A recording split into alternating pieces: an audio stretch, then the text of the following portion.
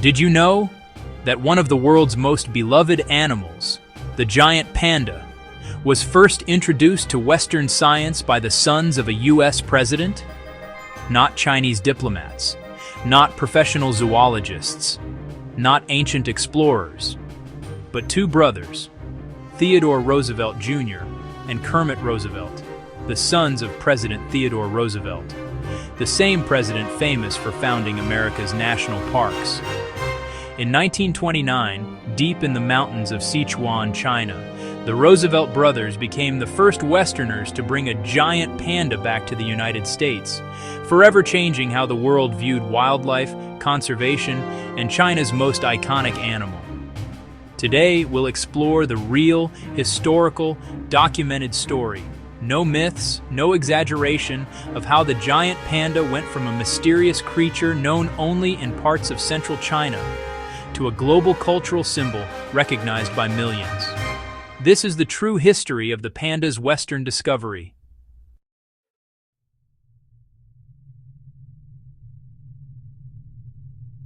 Long before the Roosevelts' arrival, the giant panda had a deep cultural presence in China. Ancient Chinese texts refer to a creature called the mo, sometimes translated as white leopard, spotted bear, or giant bear cat.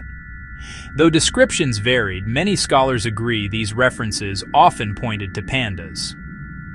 In the Qin dynasty, 221 to 206 BCE, panda pelts were recorded as rare and prestigious gifts offered to emperors. During the Han dynasty, bamboo-eating bear cats were mentioned in natural history writings. And in traditional Chinese medicine, panda parts were historically believed to have healing properties, though these beliefs faded over time. Still, pandas were isolated. They lived high in the misty mountains of Sichuan and Shanxi, away from major population centers. For thousands of years, most people, even within China, never saw one alive. To outsiders, the panda was even more mysterious. For centuries, Westerners didn't know such a creature existed at all.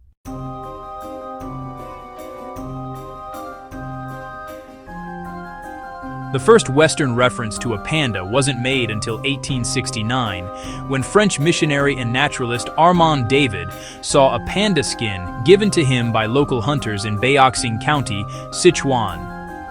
David later obtained a whole panda specimen, and Western scientific journals published their first descriptions of this strange black and white animal. But for decades after that, living pandas remained almost entirely unseen. Explorers could obtain only pelts. Naturalists debated whether pandas were bears, raccoons, cats, or something else entirely. Illustrations were inconsistent. No one had yet managed to capture a live one, or even photograph one in the wild. To Western science, the panda was still more mystery than reality. That changed in the 1920s, thanks to the Roosevelts.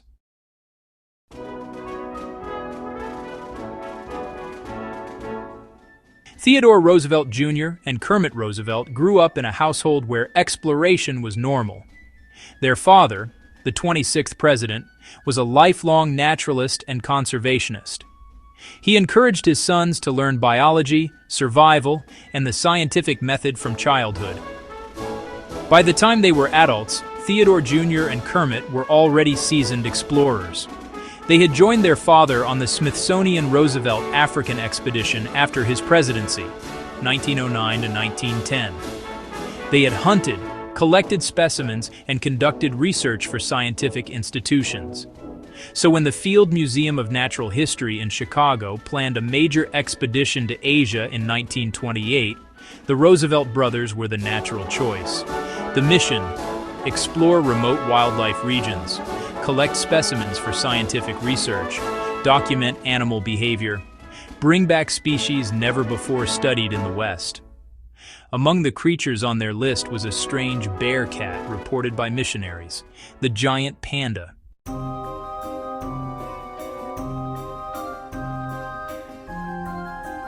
The Roosevelts began their journey in Shanghai before traveling inland through rugged terrain and high-altitude mountains.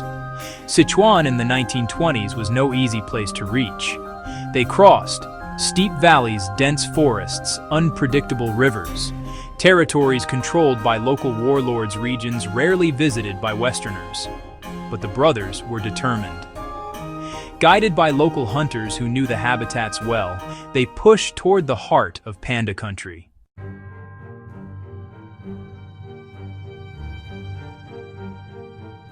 On April 13, 1929, near the border of Tibet and Sichuan, the expedition's hunters spotted a black and white animal climbing through the bamboo forest.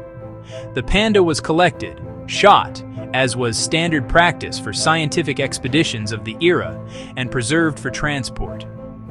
This was the first confirmed panda specimen ever brought out of China alive enough for full scientific study. The brothers carefully documented the location, the animal's measurements, and the environment.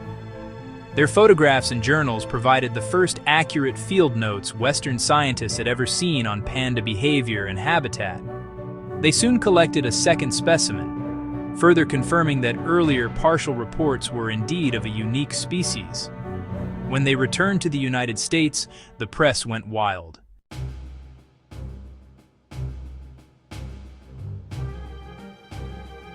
In late 1929, newspapers across the country ran front-page stories. Roosevelt, sons bring back rare panda. Strange black and white bear discovered in China. New animal species arrives in U.S. museums. Until then, most Americans had never even heard of a panda. Now, thanks to the Roosevelt brothers, the panda became a sensation. Museums displayed panda specimens. Scientific journals began publishing detailed analyses. The public became fascinated by the animal's gentle appearance and rarity. Pandas quickly became known as symbols of exotic Asian wildlife. The Roosevelts had opened the door, and others soon followed.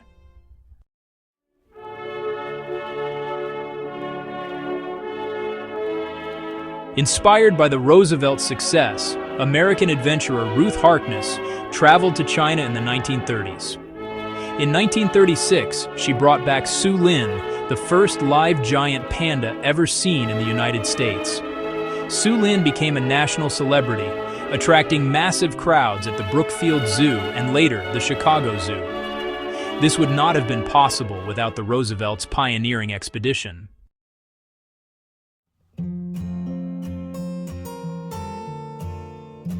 By the mid-20th century, panda populations were shrinking due to habitat loss, bamboo die-offs, hunting pressure, political instability in China. Scientists now relied heavily on the early specimens and field notes collected by the Roosevelts to understand the species' biology. In the 1960s, China declared the panda a protected animal. In 1961, the World Wildlife Fund, WWF, adopted the panda as its official logo, making it the most recognizable symbol of conservation on Earth. And today, though still vulnerable, giant pandas are protected by strict laws and extensive reserves. Every conservation plan, every international loan program, every captive breeding effort, all trace back to the moment the Western world first learned the panda was real because of the Roosevelt brothers. So now you know, the giant panda's rise to global fame didn't begin with modern zoos or even 20th century diplomacy. It began in the mist-covered mountains of Sichuan, with two brothers on an expedition, carrying the legacy of their father, America's great conservation president. Theodore Roosevelt Jr. and Kermit Roosevelt were the first to bring a giant panda into the scientific spotlight, forever altering global understanding of one of the world's rarest animals. Their work laid the foundation for panda conservation, panda diplomacy, modern zoology, and the world's fascination with this gentle, bamboo-loving bear. If the Roosevelts hadn't made their journey, the panda might have remained a regional curiosity for decades longer, known only to the remote mountains where it lived. But thanks to one extraordinary expedition, the panda became a global treasure. If you learned something new today, hit like, subscribe, and turn on notifications for more incredible episodes from the hidden corners of history. On Did You Know?